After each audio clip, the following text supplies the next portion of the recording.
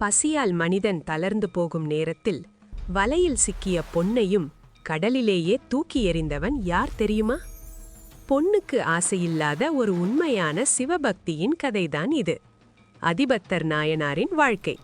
சோழ நாட்டின் புகழ்பெற்ற நாகப்பட்டினம் துறைமுகத்தில் மீனவ சமூகத்தைச் சேர்ந்தவர் அதிபத்தர்.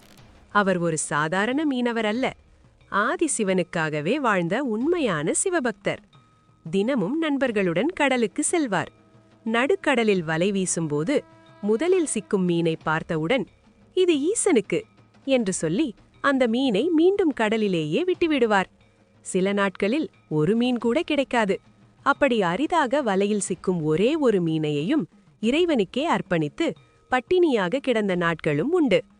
இந்த சிவப்பணி நீண்ட நாட்களாக தொடர்ந்தது. ஒரு நாள் கொடிய பஞ்சம் வந்தது. வீட்டில் உணவில்லை, சுற்றிலும் பசி. ஆனாலும் அதிபத்தர் தன் கொள்கையை ஒருபோதும் மாற்றவில்லை. தினமும் கிடைக்கும் ஒரே ஒரு மீனையும் இது ஈசனுக்கு என்று கடலிலேயே விட்டுவிடுவார். அப்போதுதான் திருவிளையாடல்களின் நாயகன் சிவபெருமான் நினைத்தார், இந்த அன்பை சோதித்து பார்ப்போம்.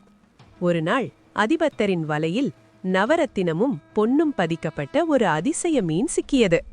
பசியின் உச்சத்தில், வறுமையின் எல்லையில். ஆனால் அதிபத்தர் ஒரு நொடியும் யோசிக்கவில்லை. இது ஈசனுக்கே என்று சொல்லி அந்த விலைமதிப்பற்ற மீனையும் கடலிலேயே விட்டுவிட்டார்.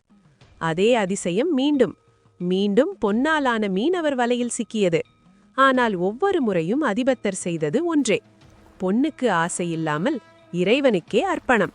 அவரது அன்பில் மயங்கிய சிவபெருமான் பார்வதி தேவியுடன் அதிபத்தருக்கு காட்சியளித்தார். பொன்னால் அல்ல, பக்தியால் வென்றவன் அதிபத்தர். இந்த கதையை கேட்ட பிறகு ஒரு கேள்வி உங்களுக்குள் தோன்றுதா? பசி வந்தாலும் பக்தியை விட முடியுமா? பொன் கிடைத்தாலும் இறைவனை மறக்க மாட்டோமா? உங்களுக்கு இந்த பக்தி பிடித்திருந்தால் ஓம் நம சிவாய என்று கமெண்ட் செய்யுங்கள்.